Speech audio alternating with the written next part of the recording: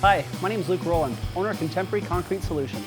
Here we are in Burlington, Ontario at the beautiful Royal Botanical Gardens. While putting myself through university and working with various contractors, this is where my passion for concrete began.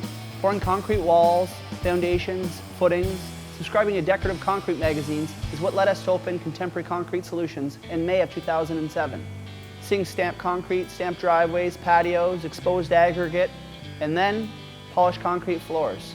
I first discovered polished concrete while walking through a mall in Atlanta, Georgia. After walking into the store and asking the lady who owned the store, however did they install such large slabs of marble? I don't see any joints where they were connected. She told me it's called polished concrete. She says more people come in here to look at the floors than they do to buy any of her products. I was mesmerized by these floors, finding myself getting on the floor, looking at all the stone exposure that the installer had ground and revealed while grinding this floor. It was that night I went home on the internet and Google searched polished concrete floors. After seeing what they started off with, turning old tired slabs into works of art, this was a field for me. What polished concrete is a mechanical process that's used by diamond grinding the slab. We start off with metal grit abrasives and then move to resin grits. Here's how it's done. In this case, the architect called for a fully exposed full polish.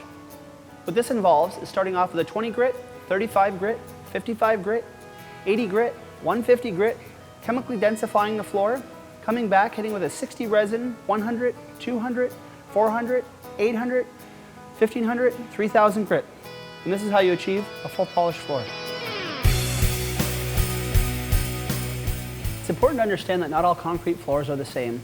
Different people poured them, troweled them, finished them, placed them, different weather conditions, different weather mixes that's put in, whether it's poured in the wintertime or the summertime.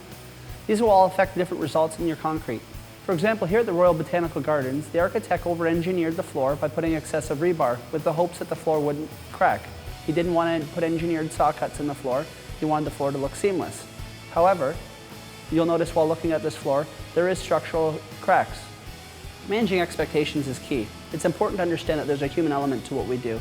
Whether it was the people who poured, placed, finished, or troweled the floor before us, or our process when we come in and diamond grind the floor. Not all the concrete's the same. Not the strength of the concrete, which is the MPa. Is it 25, 32 MPa? How is it power troweled? Was it a cream finish?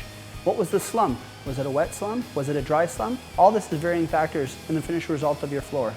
By using concrete as your existing substrate, you're not adding excessive materials on top. So you're reducing the materials you need to sustain a building. You don't have to wax the floor, maintain them by stripping them.